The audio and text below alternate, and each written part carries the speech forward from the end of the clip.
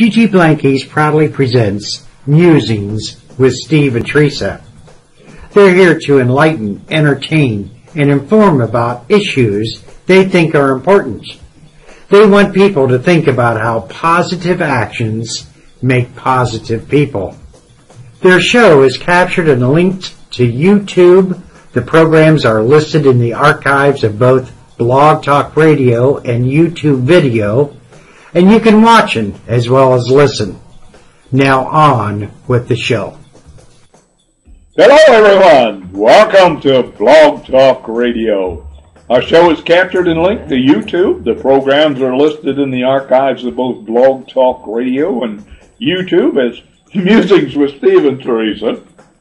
Links can be found on our Facebook page, and you can watch as well as listen. Strangely enough, we refer to our efforts as Musings with Steve and Teresa, and I'm Steve, a co-host. I'm Teresa's other co-host. And our guest, Patrick Dengel, who's the Business Development Specialist for Ohio State University South Center's Business Development Network currently at Piketon, Ohio.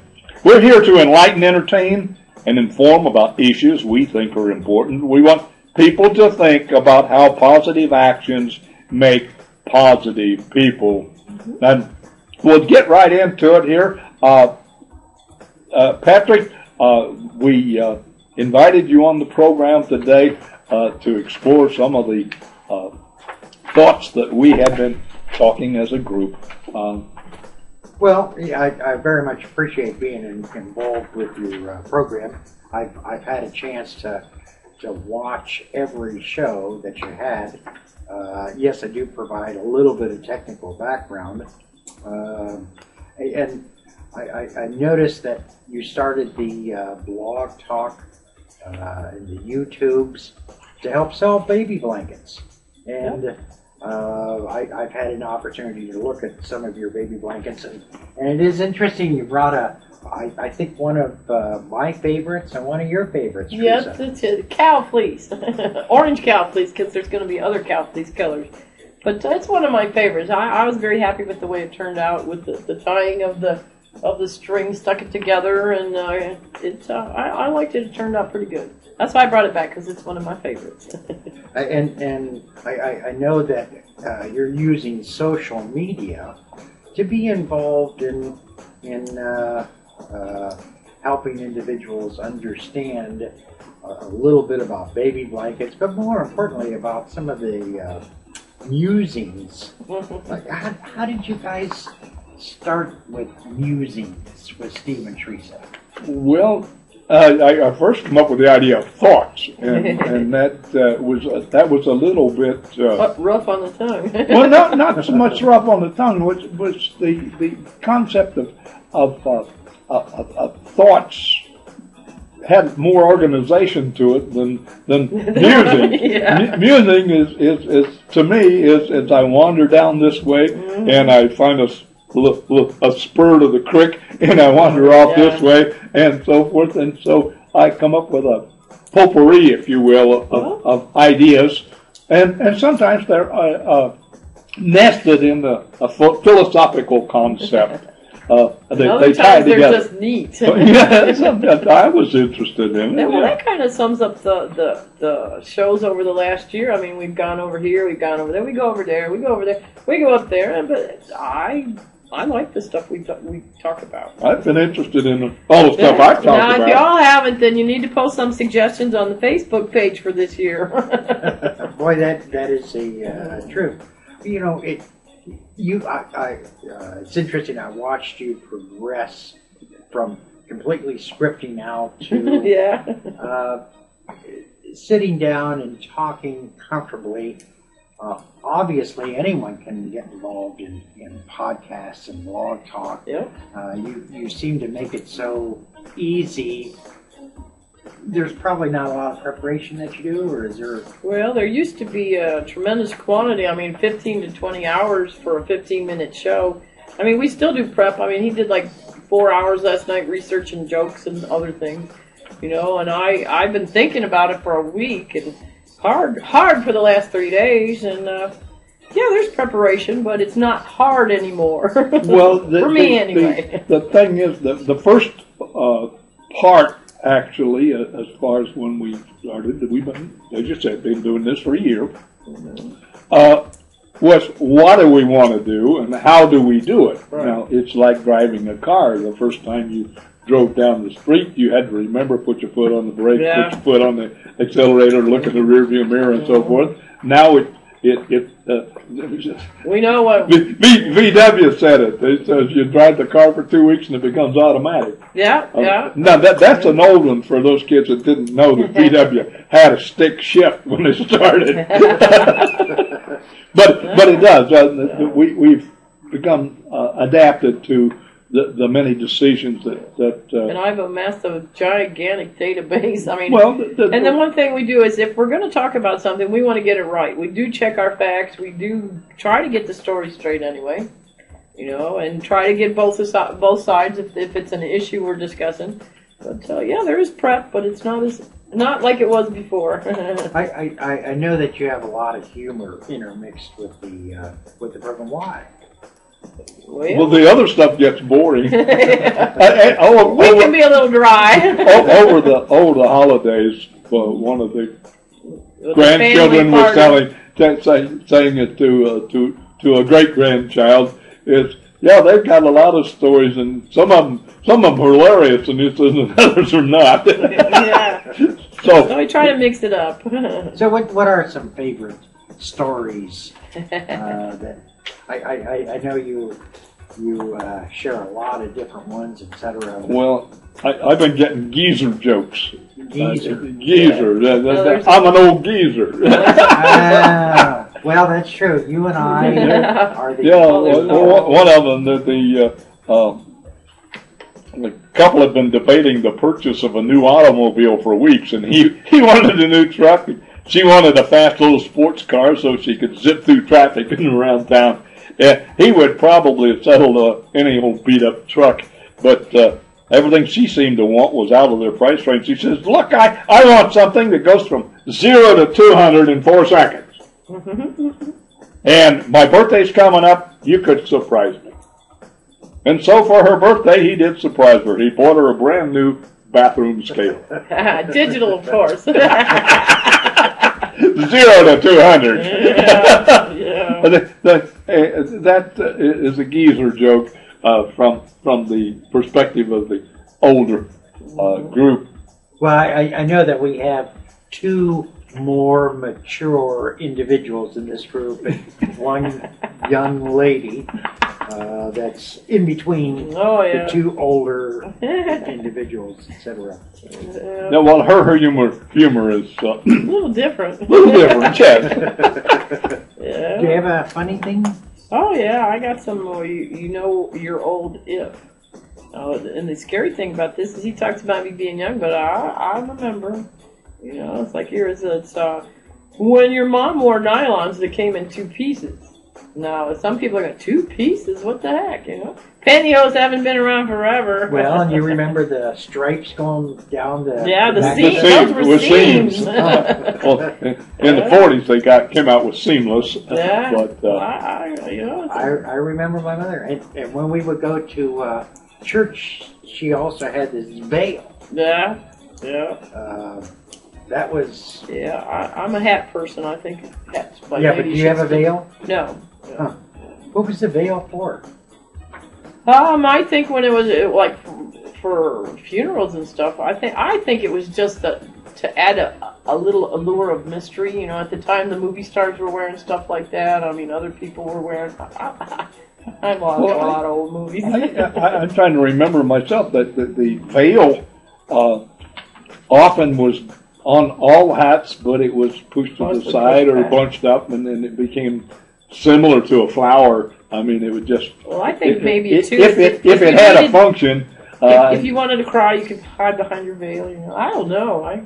This is what I heard about, and maybe you showed me something, maybe I seen that, but young ladies that were getting married, they would put a veil over it. Do you know why? Oh, that's just so that the husband doesn't see her before the ceremony. Well, I thought so too, and it has to do with, it comes from back in the medieval time when there was a belief that there was somebody would give you the evil eye, and I know in some cultures there's always a concern about imparting some kind of energy on another individual that's negative, and so they call that the evil eye. And so to protect the woman that was getting married, they wore a veil so that way they would not see the evil eye of another individual. That's interesting. But would be a good reason. I mean, the other was, of course, as it came down, they veil your women so another man can't look at them. So we have alluring, avoiding the evil eye, and what's mine is mine. What's mine's mine. What's mine, yours is mine too. Yeah. I'm sorry, you were talking about some geezer. Some older, mature. It's here. It says if you're not old, if you can remember this here. It says when you got your windshield cleaned, your oil checked, and your gas pumped without asking for free every time. Wow. And you got trading stamps too. I remember those trading stamps. Yes, we bought a lot of stuff with trading stamps. Yeah, I remember they stopped doing some of this stuff for free back in the 70s when I started driving. I hadn't been driving long, but that's when the self-serve started and some of the other stuff back in the 70s. I missed some of that stuff. Yeah. Well, you remember when nobody owned a purebred dog? Yeah. And now everybody wants purebred dogs. Well, actually, they're going back. Dennis said that Mr. Wilson said his dog, Ruff was a purebred mongrel. Purebred mongrel.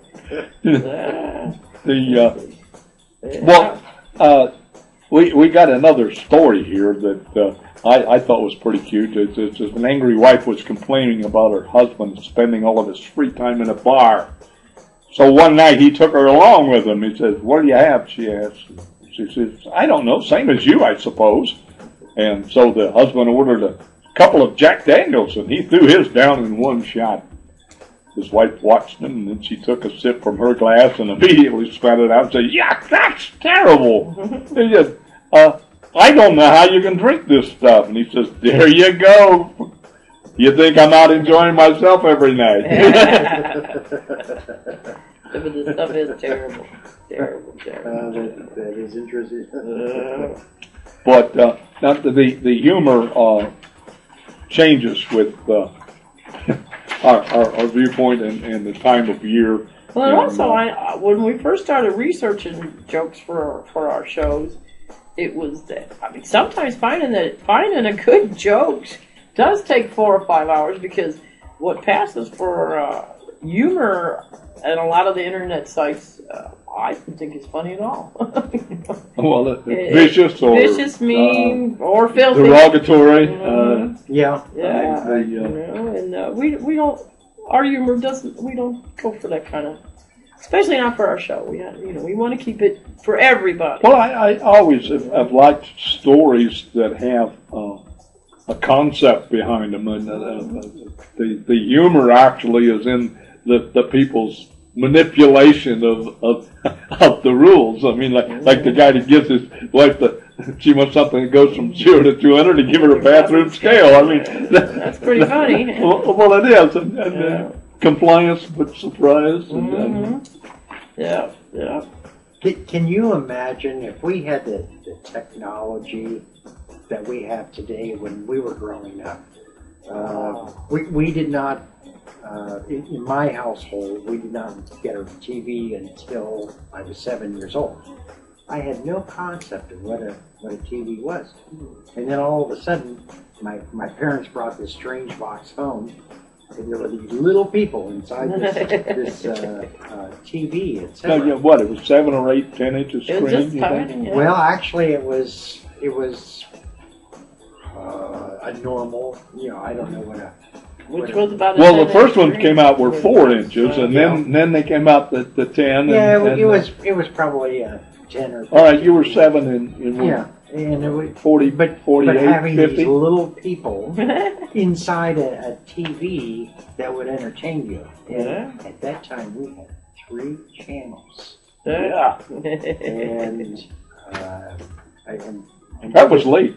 Yeah. The original was WSAC TV out of Huntington, and then Charleston was, I think, was Channel 8, if I remember. And if you could use that same antenna setting for those two stations, and then a little while. What was 13 was the next one, but and you only had 12.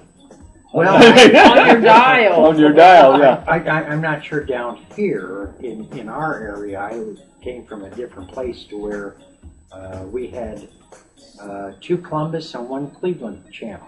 Okay. And it was just phenomenal. But can you imagine the technology that is available to us?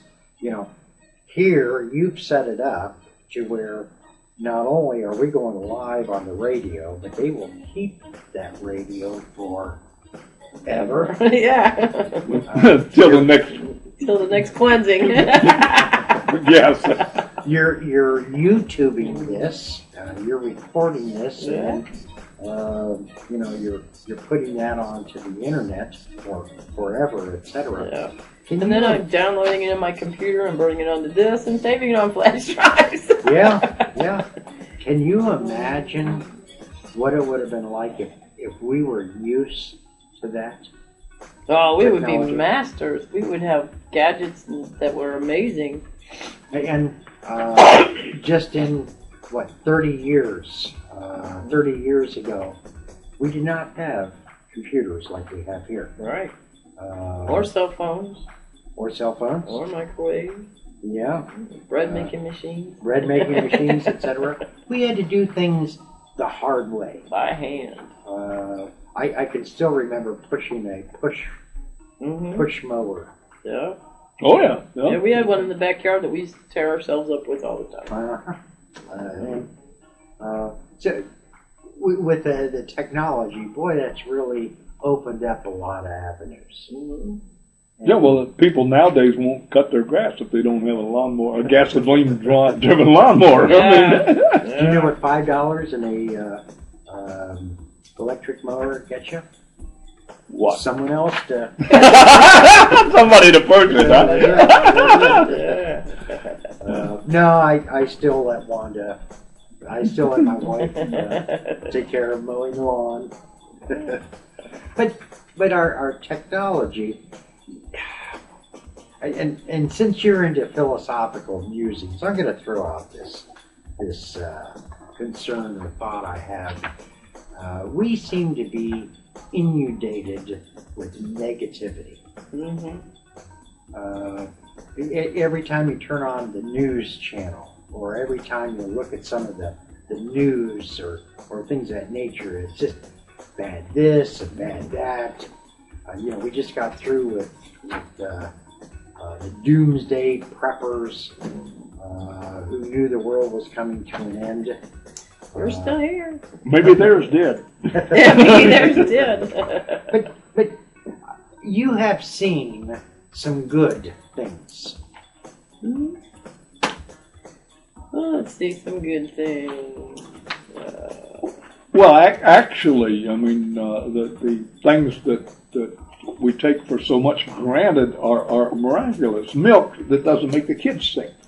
Now you've got a whole wall of milk. You got 4% and 2% and 1% and skim milk.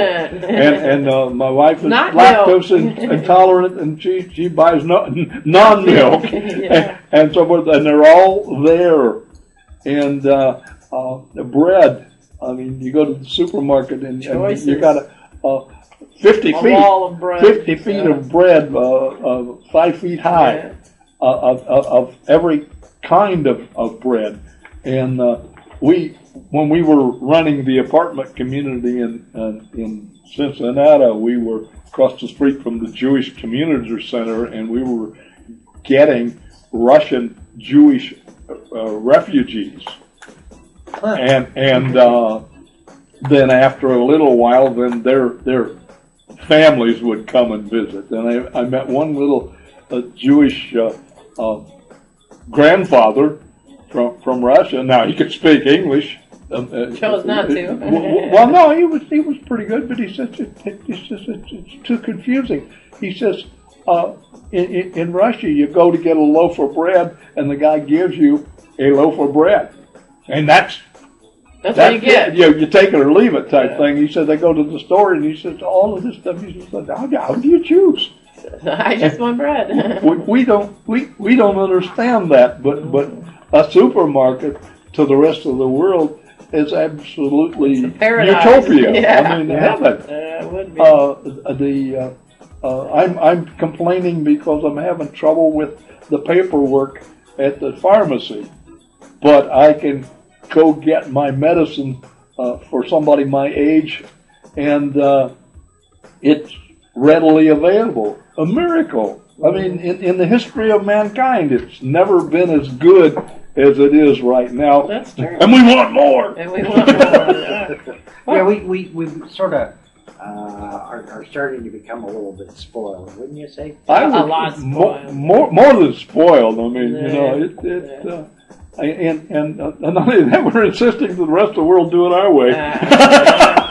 Well, here's something I was reading on the internet today about. You're talking about doing good, and here that Chelsea Clinton, which we all know who she is, has become chairman and started the National Service Day. She says inspired by her family and by Martin Luther King's life and legacy.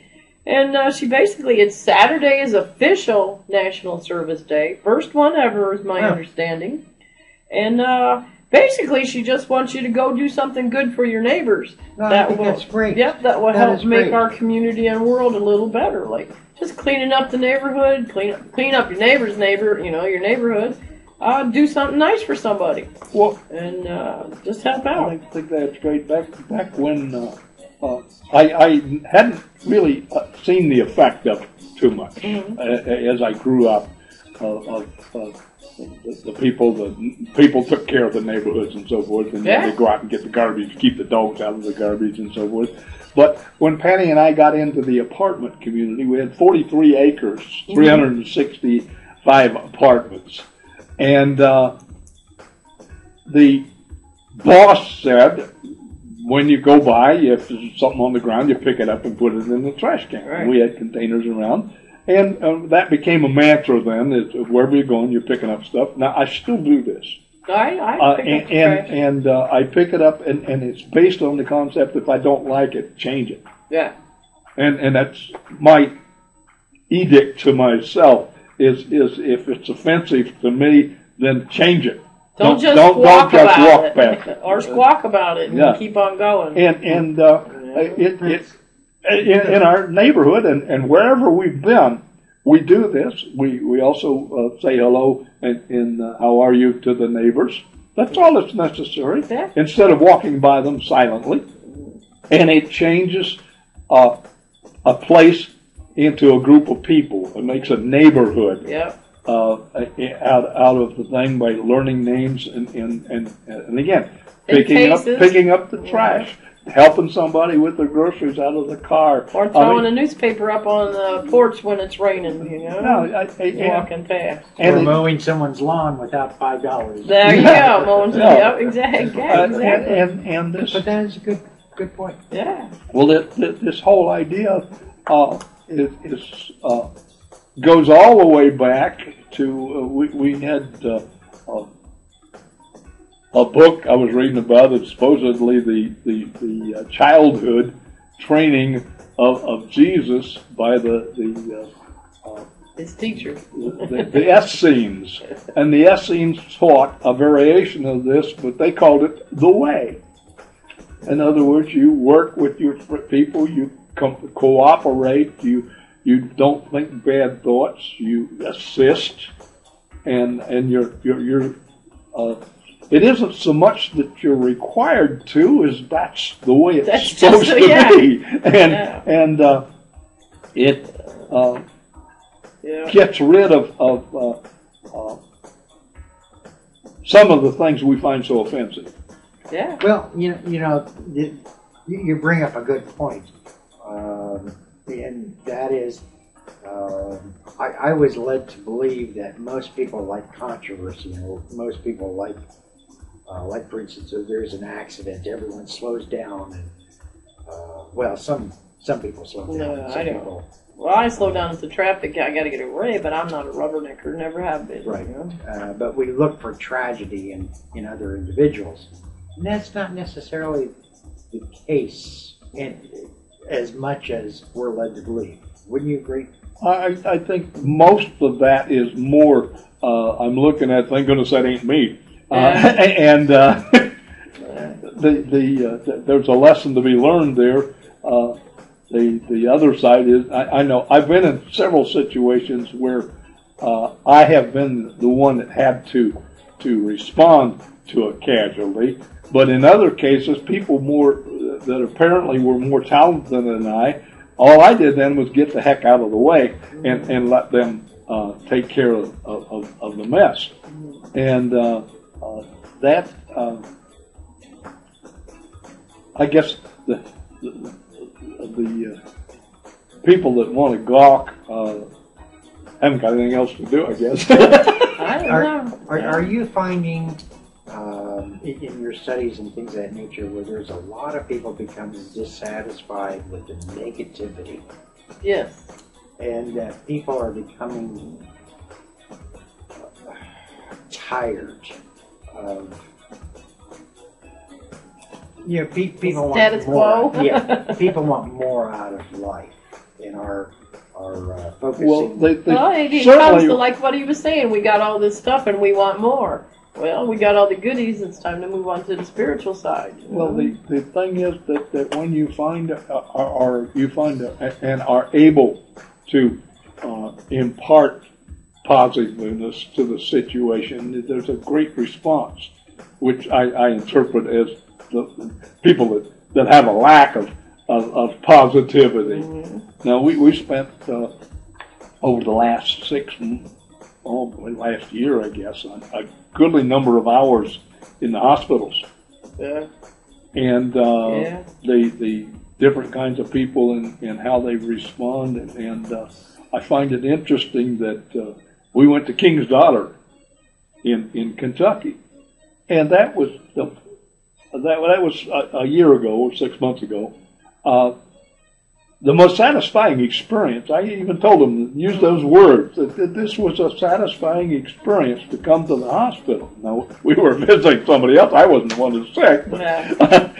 That would have been a little less satisfying. Yeah. But anyway, the group had put together a package that was absolutely delightful. Mm-hmm. Now, the negativity creeps in. The guys that were doing the promotion were doing the selling. Mm-hmm. And salesmen are always opportunistic. And the business people came in, the accountants, and they said, "You can't do that. We can't afford that." And so they cut the staff. They cut the fibs, frivolity. The people are now overworked. Yep, and they were. Can I help you, Pat? Is there anything else? And they go out of their way to help you. They're too harried and rushed to do much more than get out of my way type thing. Mm-hmm. And it was very sad to see the problem that's coming there, and we do this negativity to ourselves then. Yes. Well, that is very, very true. I do want to thank you for inviting me on the show. Well, you're welcome anytime. Oh, well, thank you. I really like your baby blankets. Thank you. I know that baby blankets were acquired from England. Yes, wow. They've been sent to England. And different parts of the United States. Yeah. I do hope that you continue these podcasts and as you invite individuals onto the show, etc. Perhaps what you're doing is right, and that's bringing the positive things in life. So, again, thank you for letting me intrude onto your show. Anytime. Well, we want to thank you for listening to our podcast today. We'll return with our continuing viewpoints next Tuesday at 2 p.m. where we'll continue this discussion. I'm Steve. I'm Teresa. And I'm Patrick. Yeah. And thank you for listening. Think positive. Be positive. And live positive. Enjoy. Gigi Blankies, thank you for listening to the podcast today. This program is archived at Blog Talk Radio, captured and archived for YouTube video, and linked to Facebook as Musings with Steve and Teresa. Think positive, be positive, live positive, and enjoy.